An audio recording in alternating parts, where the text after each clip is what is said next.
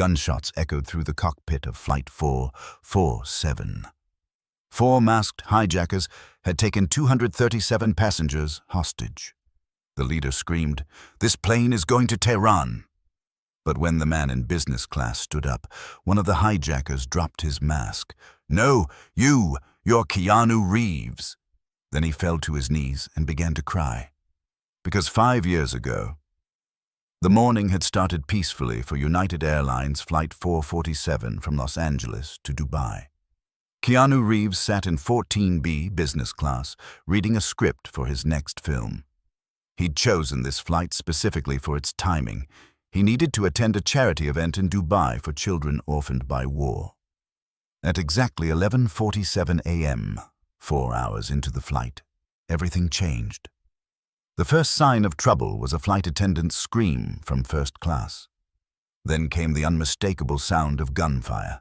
3 shots that sent 237 souls into immediate panic. 4 men in black masks had somehow smuggled weapons aboard and were now storming through the cabin. "Nobody move!" The leader, a tall man with a Syrian accent, fired another shot into the ceiling. "This plane now belongs to the Revolutionary Liberation Front. We're going to Tehran, and anyone who resists dies." Passengers screamed, children cried, and several people began praying in different languages. The hijackers moved with military precision. This wasn't their first operation. The second hijacker, shorter but equally intimidating, began zip-tying passengers to their seats. The third and fourth took positions at the front and rear of the plane, assault rifles visible to all. "Where are the air marshals?" The leader, who called himself Commander Rashid, demanded, "We know they're on board." When no one responded, Rashid grabbed an elderly woman from first class.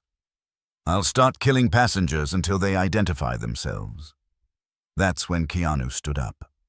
"Wait," he said calmly. "Let her go. Take me instead." Rashid laughed. "Sit down, American hero." This isn't a movie. But the second hijacker, who had been moving through business class, suddenly stopped. He was staring at Keanu, his hands beginning to shake.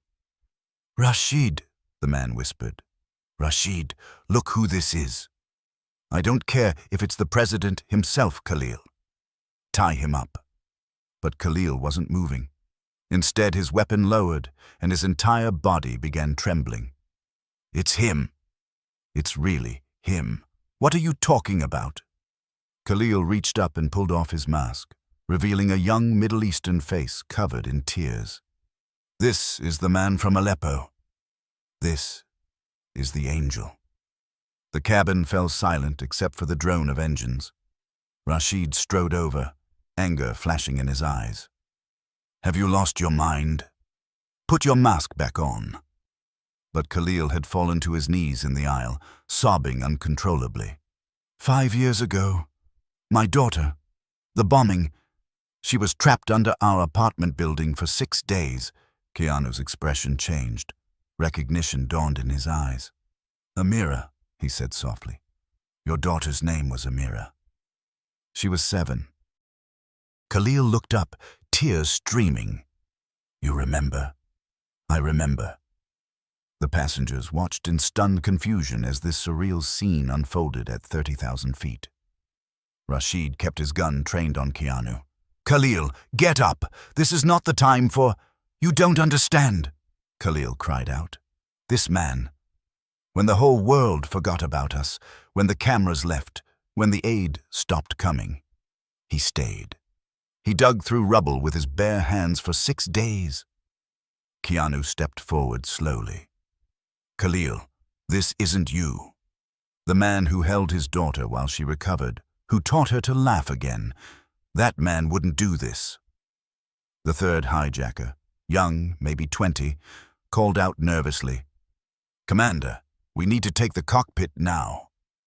But Rashid was staring at Keanu with a mixture of confusion and growing unease. "You were in Aleppo? During the bombing?" "He wasn't just there," Khalil said, standing slowly. "He was running a secret rescue operation. No cameras, no publicity. He saved 43 children from collapsed buildings. My Amira was one of them. Passengers began recording with their phones, despite the danger. The government said no one could survive after 3 days, Khalil continued. The UN pulled out. Even the Red Crescent gave up. But this man, he brought his own team, his own equipment. He paid for everything himself. No one knew it was him because he wore local clothes, grew a beard, spoke Arabic. We called him the Ghost because he would appear wherever children were trapped. Rashid's gun hand was wavering now. This is propaganda. He's an actor. Look at his hands, Khalil said. Everyone looked. Keanu's hands were covered in scars, deep, old scars from digging through concrete and rebar. Every night for 6 months, Khalil whispered. Even after Amira was saved, he stayed. He rebuilt our neighborhood's school with his own money. He paid for medical treatment for every injured child. He never told anyone who he was. If I hadn't seen a movie poster months later, I would never have known. The fourth hijacker suddenly spoke up, his voice young and uncertain. Commander, my cousin Omar, from Aleppo. He told me about the ghost. He said the ghost saved his brother. He said... He pulled off his mask, revealing a teenage face. He said the ghost promised to build a hospital. Keanu nodded. The hospital opened 2 years ago. The Omar Pediatric Center. The young hijacker dropped his weapon. You named it after my cousin? He died trying to save others during the second bombing. I know, Keanu said softly. I was there when he died. He made me promise to help the children. That's why I built the hospital. Rashid's composure was cracking. This changes nothing. We have a mission. What mission? Keanu asked. To kill innocents? To traumatize children? Look around you, Rashid. There are 17 children on this plane. Is this what you fought for? Is this what your brothers died for? You don't know what we've suffered, Rashid shouted. The West destroyed our countries. I know, Keanu said, stepping closer. I've seen it. I've pulled dead children from American bomb strikes. I've held mothers crying over their sons killed by drones. I know the anger. I know the pain. Then you know why we must do this. No, Keanu said firmly. I know why you think you must do this. But look at Khalil. Look at Ahmed. He gestured to the young hijacker. They remember what really matters. Saving lives, not taking them. A young girl in economy class suddenly cried out, Mommy, I'm scared. The sound broke something in the cabin's tense atmosphere. Khalil stood up, tears still on his face. Rashid, he's right. This isn't what we fought for. We became freedom fighters to protect children, not terrorize them. We're not terrorists, Rashid insisted. We're revolutionaries. The moment we pointed guns at children, we became the thing we swore to fight, Khalil said, setting down his weapon. The third hijacker hadn't spoken yet. He was older, scarred, hardened by years of war. He stepped forward, rifle still ready. You don't know me, Mr. Reeves, he said in accented English, but I know you. Mosul, 2018, the hospital bombing. Keanu turned to him. You were there? I was dying there. Shrapnel in my chest. My lung was collapsed. The hospital was on fire, and everyone had evacuated. The man pulled up his shirt, revealing massive scarring across his chest. Except one foreign volunteer who ran back in. He carried me out, then went back for others. Saved 9 people before the building collapsed. He looked at Rashid. I never knew who saved me. Until now. The man set down his rifle. I won't harm the man who gave me back my life. Rashid was alone now, his 3 compatriots having abandoned the mission. His hand shook as he kept the gun pointed at Keanu. You've ruined everything, he said desperately. Years of planning. No, Keanu said. I've given you a choice. You can continue this path and destroy all these innocent lives, including your own. Or you can choose differently. They'll kill me if I fail. The organization doesn't forgive.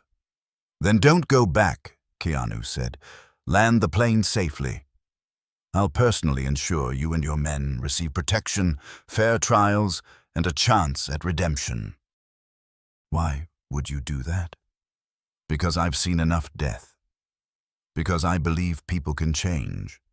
Because 5 years ago, I promised Khalil that I would always protect his family. Keanu looked at Khalil. All of his family. Even the brother who lost his way. Rashid's eyes widened. He looked at Khalil. You told him about me? Khalil nodded. When Amira was recovering, I told him everything. About my brother who became radicalized after losing his wife in a drone strike. He offered to help you then. I was too proud to accept. Your brothers? A passenger asked in shock. Different paths, Khalil said sadly. Same pain. Rashid's gun finally lowered. I thought violence was the only way to be heard. It's the quickest way, Keanu agreed. But it's not the only way. The hospital in Aleppo, built with donations from Americans who saw the truth. The school, funded by people who chose compassion over conflict. Change is slow, but it's lasting. The cockpit door suddenly opened. The pilot, blood on his shoulder from a grazing shot, looked out. What's happening? Are we still? It's over, Captain, Keanu said. These men are surrendering. We need medical attention for you and to alert authorities that the situation is resolved peacefully. How do we know you won't betray us? Rashid asked. Keanu pulled out his phone and started recording. This is Keanu Reeves on Flight 447. I'm personally guaranteeing the safety and fair treatment of 4 men who have chosen to end a hijacking peacefully. They will surrender to authorities, but I'm officially requesting protective custody and psychological evaluation. These are not terrorists. They're traumatized war survivors who need help, not just punishment. He posted it live to his social media. Within seconds, thousands were watching, then millions. Now the whole world is watching, Keanu said. Your safety is guaranteed. The flight attendants, still shaking, began moving through the cabin, comforting passengers. One of them approached Keanu. How did you stay so calm? Because I've seen what these men have seen. Trauma doesn't excuse their actions, but understanding it can prevent future tragedies. 3 hours later, Flight 447 landed safely in Dubai. The authorities were waiting, but so was a team of lawyers Keanu had arranged, along with representatives from Amnesty International. As the 4 hijackers were led away, Khalil stopped and embraced Keanu. You saved my daughter. Now you've saved my brother and my soul. You saved yourself, Keanu replied, the moment you chose compassion over violence. The young hijacker, Ahmed, was crying. My mother, she'll be so ashamed. No, Keanu said firmly. Tell her you chose life over death. Tell her you remembered who you really are. She'll be proud. The scarred hijacker, whose name was Farid, simply nodded. The hospital you built? My daughter is a nurse there now. She learned medicine to help others because someone helped me. Rashid was the last to leave. I don't understand you. We could have killed everyone. Why risk your life? Because someone has to believe that people can change. Someone has to take the first risk for peace. Today I had that opportunity. You really built that hospital? The school? With your own money? Money I earned playing fictional heroes. I figured I should try being a real one. As the hijackers were taken into custody, passengers began approaching Keanu. Many were crying, some angry, others grateful. An elderly Jewish woman took his hands. My grandson was killed by a suicide bomber in Tel Aviv. I should hate those men. But what you did today, you showed that hate isn't the answer. A Muslim man with his family said, thank you for seeing them as humans, not monsters. That's how we stopped this cycle. But not everyone was supportive. A businessman from Texas confronted him. "You should have let security shoot them. They're terrorists. They're human beings who made terrible choices," Keanu replied. "If we only respond to violence with violence, when does it end?" The news coverage was instant and global. Flight 447 trended worldwide. The footage from passengers' phones showed the entire encounter. The hijacker crying, the revelations about Aleppo, the peaceful surrender. CNN, Hollywood hero or dangerous negotiator. Keanu Reeves talks down hijackers. BBC, the Ghost of Aleppo. Keanu Reeves' secret humanitarian work revealed. Al Jazeera, 4 hijackers surrender after discovering their target saved their families. The trial took place 6 months later. All 4 men pled guilty but received reduced sentences due to circumstances and cooperation. Keanu testified on their behalf, not to excuse their actions but to provide context. Khalil received 5 years with possibility of early release for rehabilitation. He now works with former extremists, helping them de-radicalize. Ahmed, being young and coerced, received 2 years juvenile detention with mandatory education. He's now studying to become a doctor. Farid received 7 years but was allowed to work in the prison hospital. His daughter visits weekly. Rashid received 10 years but entered a groundbreaking rehabilitation program. He now writes about the psychology of radicalization and ways to prevent it. The children's hospital in Aleppo that Keanu built received millions in donations after the story broke. It expanded to include a trauma center for war survivors. A year later, Keanu visited Khalil's daughter Amira, now 12 and thriving. She had watched the news about the hijacking. "Uncle Keanu," she said. She had always called him that. "You saved my father twice. Once from the rubble, once from himself. Your father saved himself, Amira. Love for you was stronger than his anger. Will the world ever stop fighting? Not completely. But every time someone chooses peace over violence, understanding over hatred, we get a little closer." The Flight 447 incident became a case study in crisis negotiation. The FBI, CIA, and international security agencies analyzed how a Hollywood actor succeeded where traditional tactics might have led to bloodshed. The answer was simple yet profound. He saw the hijackers as humans first, criminals second. Keanu never sought publicity for his role that day or for his work in Syria. But Khalil started a foundation called The Ghost's Children to continue the work. It saved over 500 children from war zones. When asked about the incident in a rare interview, Keanu said, "We're all capable of great good and great evil. The difference is in the choices we make and whether someone believes we can choose differently. That day, I just reminded 4 lost souls that they had a choice." The interviewer pressed, "But they could have killed you." "They could have, but someone has to take the first risk for peace. Otherwise, we're just trapped in an endless cycle of violence and revenge." Flight 447 is still in service.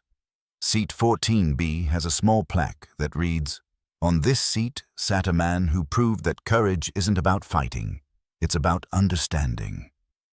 Every year on the anniversary, Khalil, Ahmed, Farid, and even Rashid, from prison, video call Keanu. They don't talk about that day. They talk about their children, their hopes, their gradual healing.